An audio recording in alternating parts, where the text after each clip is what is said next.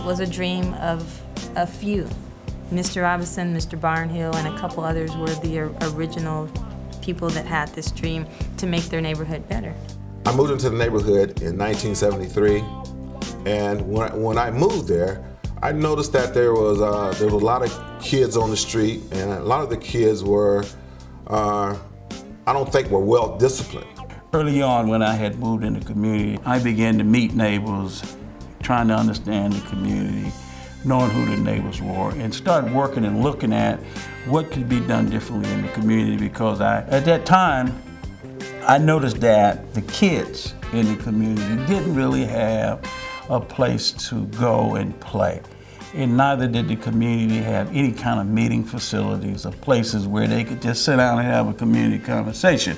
I started interviewing people, talking to people about the problems that they saw, things that they thought should be changed. What I set out to do is to call a meeting. And I went around and got some names. And folks agreed to come to a meeting. So our very first meeting was at my house. We began to talk about the drug houses, and we had some empty houses in the community, and the kids were going in them, they were tearing them up, and we did some surveys of some of the properties in the community, and they were trashed. And so it became very apparent to me that I needed support, and that I needed folks to join in and kind of support the work that we needed to do in order to make the community safe, in order to be able to keep the real estate values in our community right.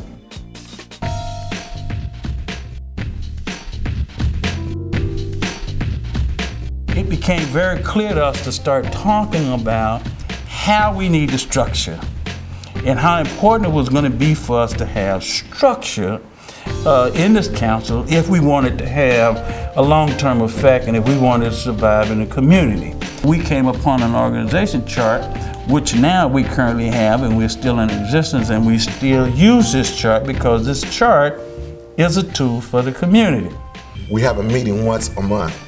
We go to those meetings, and those meetings are very beneficial because they're informational meetings. They're not meetings that where we just talk between each other. There's information that is what's going on with our neighborhoods, who has had a death, what family needs help at this time. We talked and participated in a live press conference trying to get benefits for Filipino veterans.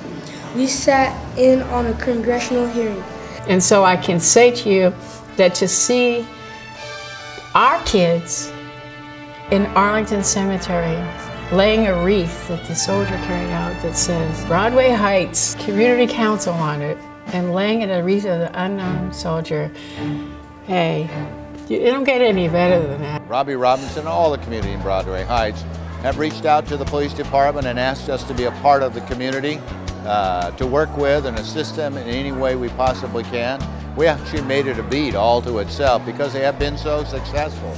And Mr. Robinson is absolutely correct. The Broadway Heights neighborhood is one of the safest areas in the city of San Diego. And it's because the community works so closely together.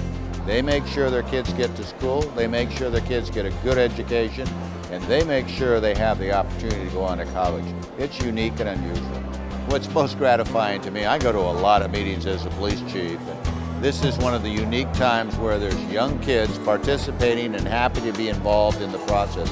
I don't see a lot of young kids at a lot of meetings. They've done something special in Broadway Heights. It's a great program. Of course, Robbie Robinson's, the energy and why it's all coming about, and the passion he has for making people come together is extraordinary. Tonight was kind of like an overview of like what happened over the tour and stuff, and we kind of told them about like the structure in our community and all that stuff. I talked about interacting with our neighbors, so it's kind of like me telling how like it's good to interact, like to talk with your neighbors. I think that it's important that other communities could like have like their own like way and say, oh, we'll do this, but maybe they can do it better because they can plan it out better. Come see what Broadway Heights does, and just get a taste of what we do. You come to us and we'll show you how we live. Seeing is believing.